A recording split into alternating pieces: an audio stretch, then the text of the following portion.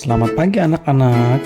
Bible story kita pada pagi hari ini bertemakan alam menceritakan kemuliaannya. Jadi, alam semesta yang Tuhan sudah ciptakan ini menceritakan kemuliaan Tuhan. Mari sebelum kita mendengarkan firman Tuhan, kita berdoa terlebih dahulu. Mari kita berdoa. Bapa dalam surga, terima kasih. Hari ini kami boleh sama-sama memuji menyembah Tuhan. Dan pada saat ini kami mau dengar firman Tuhan. Tuhan berkati setiap apa yang kami boleh sama-sama renungkan, sama-sama baca, dan sama-sama dengarkan. Terima kasih Tuhan. Kami berdoa, kami bersyukur di dalam nama Tuhan Yesus. Amin. Nah, ayat penuntun kita pada pagi hari ini terambil dari Mazmur 19 ayat yang pertama sampai ayat yang ke-7. Mazmur 19 ayat yang pertama sampai ayatnya yang ke-7. Demikian firman Tuhan. Judulnya kemuliaan Tuhan dalam pekerjaan tangannya dan dalam Tauratnya. Untuk pemimpin biduan, Mazmur Daud. Langit menceritakan kemuliaan Allah dan cakrawala memberitakan pekerjaan tangannya. Hari meneruskan berita itu kepada hari dan malam menyampaikan pengetahuan itu kepada malam. Tidak ada berita dan tidak ada kata. Suara mereka tidak terdengar, tetapi gema mereka terpencar ke seluruh dunia dan perkataan mereka sampai ke ujung bumi. Dia memasang kemah di langit untuk matahari, yang keluar bagaikan pengantin laki-laki, yang keluar dari kamarnya girang bagaikan pahlawan, yang hendak melakukan perjalanannya. Dari ujung langit dia terbit, dan dia beredar sampai ke ujung yang lain. Tidak ada yang terlindung dari panas sinarnya. Demikian firman Tuhan pagi hari ini. Every day we see patterns in the world around us. They testify to the careful design and hard work that produced them. But what about the patterns that are not made by man, but appear in the natural world? What do they reveal? Consider the snowflake. These tiny crystals are formed when water vapor in a cloud condenses directly into ice. As the crystals grow, delicate and beautiful patterns emerge.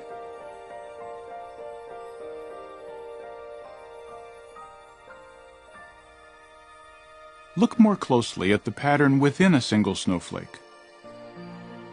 The crystalline arms branch, then branch again and again at increasingly smaller sizes.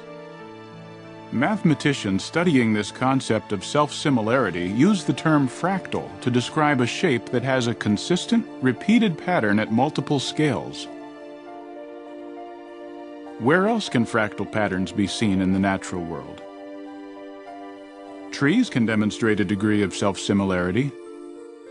The trunk splits into limbs, which split into branches, then twigs, and so on. We see a similar type of fractal pattern in the leaves of a fern. A different type of pattern, but one that is also a fractal, can be seen in the shell of the chambered nautilus.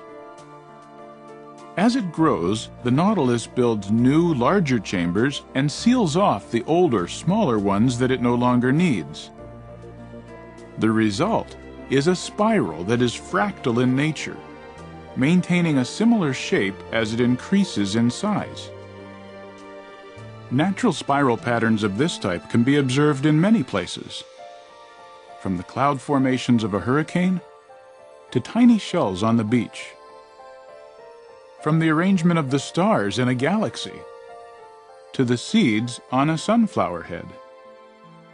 What causes these spiral patterns?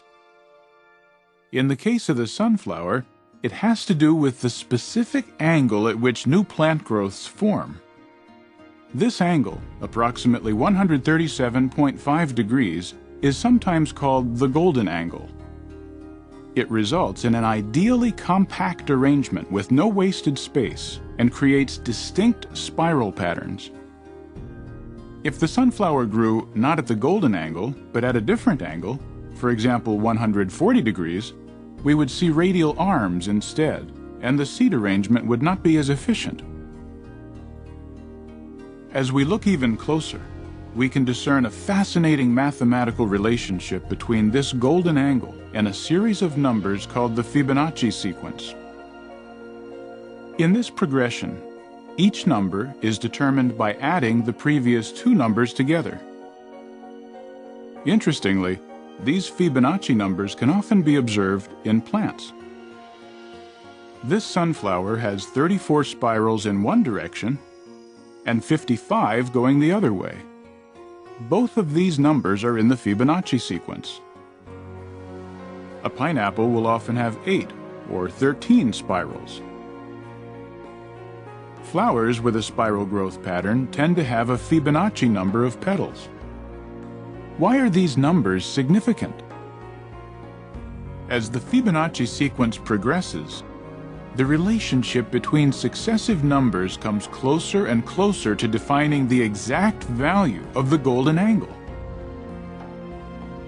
This intriguing mathematical relationship between the golden angle of plant growth and the number of resulting spirals reminds us that the patterns we see in the natural world are not merely accidental.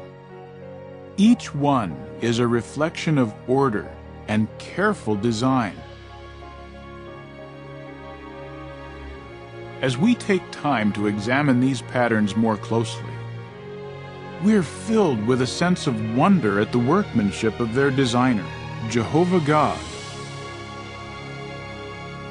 For His invisible qualities are clearly seen from the world's creation onward, because they are perceived by the things made. Setelah melihat video tadi, apa kesanmu melihat karya ciptaan Tuhan di dalam video tersebut?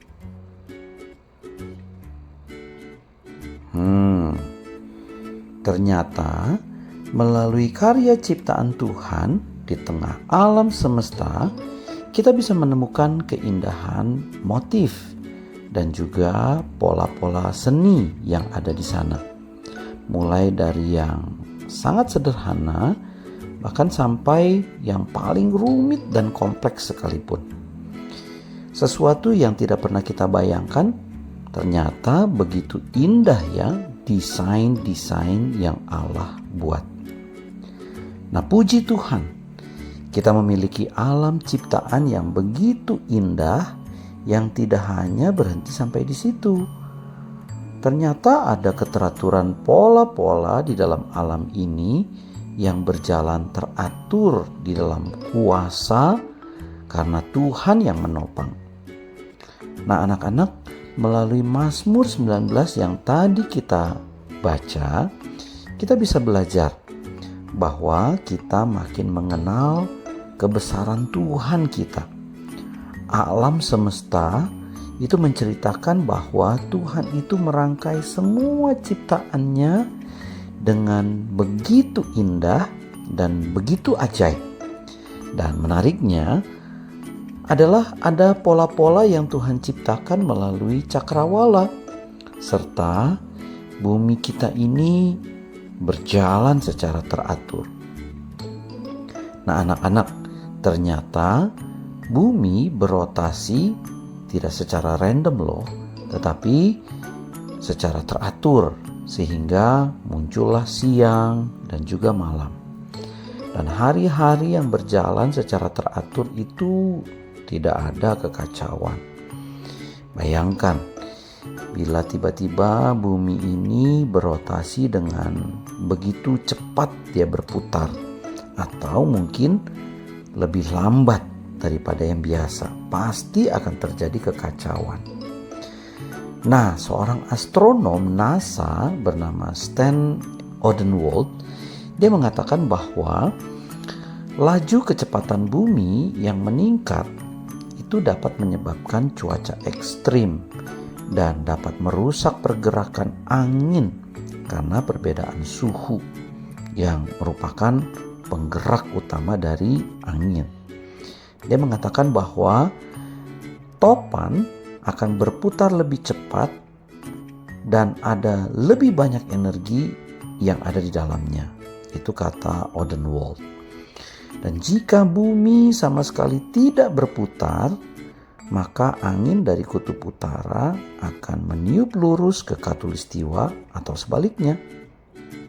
Nah, kebenaran ini menunjukkan bahwa Tuhan bukan hanya pencipta, tetapi Tuhan juga penopang yang kuat dan perkasa. Tuhan kita itu begitu powerful dan sangat berkuasa melebihi siapapun. Tuhan tidak hanya mengenal lelah atau butuh liburan atau mungkin dia butuh beristirahat seperti kita. Tetapi Tuhan, dia adalah Allah, yaitu Yahweh yang menunjukkan kuasanya yang tidak berubah, baik dulu, sekarang, dan selama-lamanya. Nah, anak-anak, Allah yang begitu dahsyat itu mendandani cakrawala dan dunia ini dengan kuasanya. Maka Allah yang sama juga akan terus berkarya serta bekerja melalui kehidupan kita. Dan pengetahuan ini harus membuat kita semakin kagum dan terpesona karena kita memiliki Allah yang sedemikian baik dan peduli dengan kita. Nah, maukah kamu dipakai oleh Allah untuk menjadi alat untuk menunjukkan kemuliaannya di tengah-tengah bangsa kita ini? Khususnya ketika minggu lalu kita baru saja merayakan hari ulang tahun kemerdekaan negara kita yang ke-80. Nah, dengan ikut ambil bagian menjaga keteraturan di tengah alam sekitar kita, maka itu menunjukkan bahwa kita mengambil bagian untuk memuliakan Allah yang kita sembah dan yang kita percayai. Iya, anak-anak, kita juga harus terus memuji Tuhan karena karyanya yang sangat ajaib. Kita harus bersyukur karena Tuhan sudah memberikan kemerdekaan buat bangsa kita. Oh iya, kita juga harus menjaga kebersihan lingkungan kita Biasakan kita membuang sampah di tempat sampah. Dan kalau misalnya nih kita lagi jalan-jalan ke mall, kita harus biasakan mengurangi penggunaan kantong plastik. Misalnya kita dengan membawa tas belanja kita sendiri, atau ketika kita di WC kita menghemat penggunaan tisu dan juga air di toilet di mall. Atau ketika kita sedang berlibur ke tempat-tempat wisata, biasakan untuk kita membiarkan bunga-bunga tanaman yang ada di sana. Kita nggak usah petik-petik ya, tanaman, bunga kita nggak usah iseng-iseng ya. Kita juga harus mengikuti aturan yang ada di tempat-tempat wisata. Misalnya kita tidak boleh masuk ke area-area yang mungkin dilarang. Atau ketika kita sedang di jalan, kita harus mengikuti peraturan yang ada. Kita menyeberang di zebra cross, ya, kita tidak mencoret-coret fasilitas umum, ya, dimanapun kita berada, pokoknya kita harus menjaga kebersihan.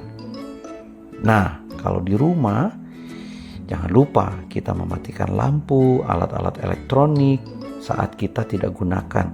Kita harus hemat energi, ya. Selain hemat energi, kita harus menghemat air saat mandi atau mencuci. Kita juga memilah sampah yang organik atau non-organik. Kita juga mulai belajar mendaur ulang ya, barang-barang bekas kita kumpulkan. Atau juga kita juga bantu mama atau bantu papa menanam tanaman di halaman rumah. Atau kita menanam tanaman-tanaman di pot yang kecil-kecil. Dan juga kita bisa menggunakan barang-barang bekas untuk kerajinan tangan atau mainan. Nah, kalau di sekolah Kita harus juga ikut loh dalam kegiatan bersih-bersih sekolah. Biasakan kita membawa botol minum kita sendiri, kita mengurangi sampah plastik, kita menjaga lingkungan sekolah kita, kebersihan lingkungan sekolah, kebersihan di kelas. Pokoknya semuanya kita harus jaga. Bisa begitu? Nah, sebagai penutup, mari kita bernyanyi bersama-sama lagu berikut ini.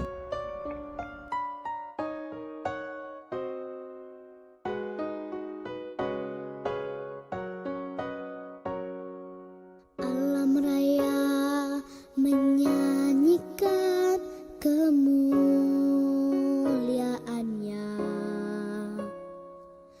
cakrawala memasyurkan karya tangannya.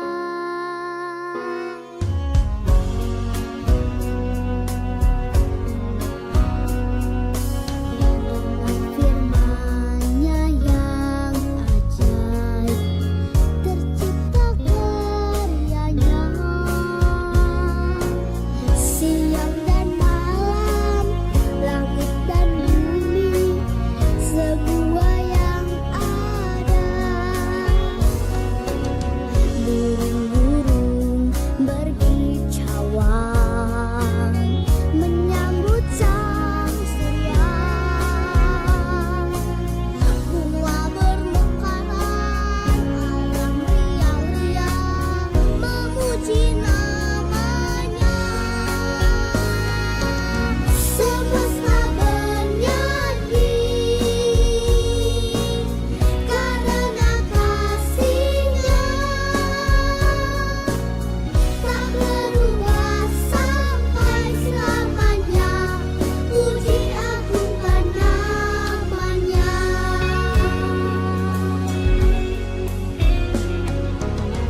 Burung-burung berkicauan menyambut sang surya.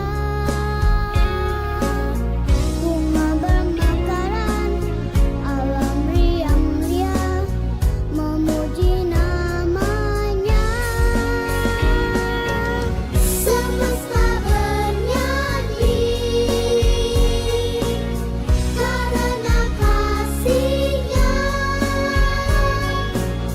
tak berubah sampai selamanya. Puji agungkan namanya.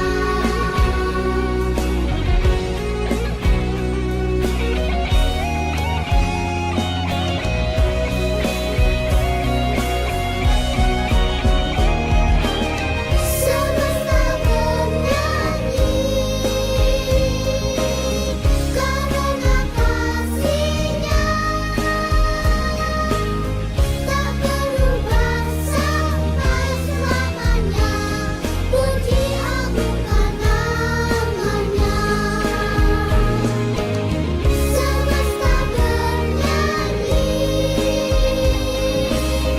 karena kasih-Nya, tak berubah sampai selamanya. Puji agungkan namanya. Puji yang layak untuk dipuji hanya Tuhanlah. Puji yang layak untuk dipuji hanya Tuhanlah. Yang layak untuk dipuji hanya Tuhanlah. Yang layak untuk dipuji. Mari kita berdoa sebelum kita menutup ibadah kita dan juga Bible story kita. Mari kita berdoa. Tuhan Allah yang baik, Tuhan Allah pencipta semesta yang kami sangat kagumi ketika kami melihat siang hari dengan pemandangan yang begitu indah, ketika kami melihat malam hari dengan alam semesta bintang-bintang bulan yang begitu menakjubkan. Kami sangat kagum, kami sangat merasakan sukacita karena Allah kami adalah Allah yang bukan hanya menciptakan, tetapi Allah yang juga menopang bahkan memberikan keindahan, sehingga kami sebagai manusia melihat ciptaan Tuhan, kami merasa bersyukur. Dan Tuhan, kami bersyukur kami boleh menjadi anak-anak Tuhan. Kami mau dipakai oleh Tuhan untuk terus memuliakan nama Tuhan. Karena ketika kami melihat alam semesta, kami melihat alam semesta menceritakan kemuliaan Tuhan. Kami pun sebagai anak-anak Tuhan yang masih kecil sekalipun, kami mau menceritakan kemuliaan Tuhan. Tuhan di sini kami, Tuhan pakai kami, dan Tuhan yang kiranya boleh memberkati kami ketika kami boleh terus belajar di Sekolah Kristen IPK ini. Terima kasih Tuhan, kami berdoa, kami bersyukur di dalam nama Tuhan Yesus. Amin.